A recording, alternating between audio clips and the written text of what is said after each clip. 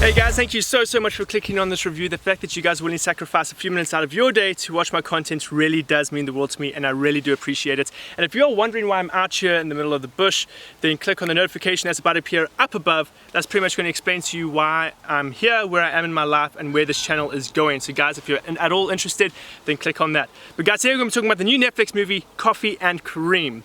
So Coffee and Kareem, it is just balls to the walls is all I'm going to say pretty much. That's my description of this movie. It is a balls to the walls comedy that is actually hilarious.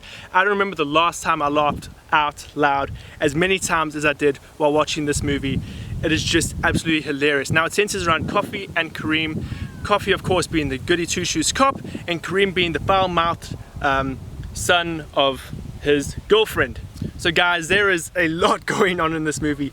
Coffee and Kareem get up into so much trouble, it's ridiculous. There are dirty cops, there's drugs, there's shootouts, there's strip clubs. Kareem's in there and he's a kid, so of course there's just so much going on in this movie all the time, and you are sitting on the edge of your seat because it is just good. The action is well paced, the comedy is just brilliant, and the performances are great. As mentioned before, like, I couldn't stop laughing throughout this movie, but I'm going to say this with a little asterisk, okay?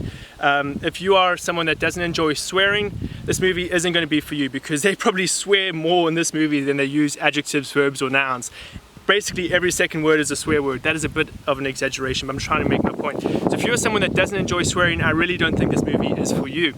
They also include a few racial slurs, homophobic slurs, stuff like that. So if you can stomach that, then I definitely recommend you watch this movie, because the comedy is hilarious.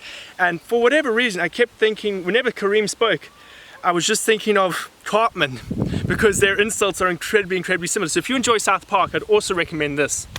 Another thing that really stood out to me, and I really wasn't expecting it, but I'm very surprised and I'm happy that it did, was the action. Okay, I knew there was going to be action in this movie, but it was of a much higher caliber than I was expecting for this comedy. So not only did we get fantastically funny comedy, but we got some really stellar action set pieces that were really engaging and kept you captivated. And then I just have to say the performances were absolutely fantastic. Coffee and Kareem's dynamic was just hilarious, and it really spiced up the more tried and tested and almost cliche buddy cop movies. The idea that there is this foul-mouthed kid busy chirping this adult that's a cop and he's supposed to have the authority of the law behind him, it was pretty fun to watch them interact. One thing I will say though, and this is probably my biggest negative about the film, is that the characters all feel very surface level. Although we do get development throughout the leads and all of that sort of stuff, everyone feels like they're just a cookie-cut archetype, and they don't actually change from the beginning of the film to the end. So even though there is all of this development, you can tell that they've gone through their own personal character arcs. At the end of the day, Kareem is exactly how he was at the beginning of the movie. He's just a foul-mouthed kid, and it's the same with Coffee. He is just a really, goody two-shoes cop. And that's exactly how they are at the beginning of the movie. And you can tell that there have been developments, but they're pretty much the same as they've always been. And it's like that for all the characters. Everyone is the same at the end as they were at the beginning. It's just that we are aware that something has happened to them. I think I do just have to mention this one tiny little detail, and that is that King Bach, or King Batch, or however you're supposed to say it, the YouTuber that everyone seems to know, and honestly, I'm not the biggest fan of his, and I wasn't a fan of his vines, but in this movie, his performance was actually really good, and I thoroughly enjoyed him. Every time I saw him on the screen, I was like, oh, I have a feeling this is going to be a funny scene.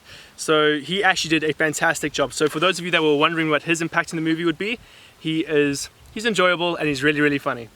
But guys, thank you so much for watching my review. I really do appreciate it. You guys are awesome. If you haven't yet, please subscribe to my channel, give this video a like, hit that notification bell, and I hope to see you again in a future review.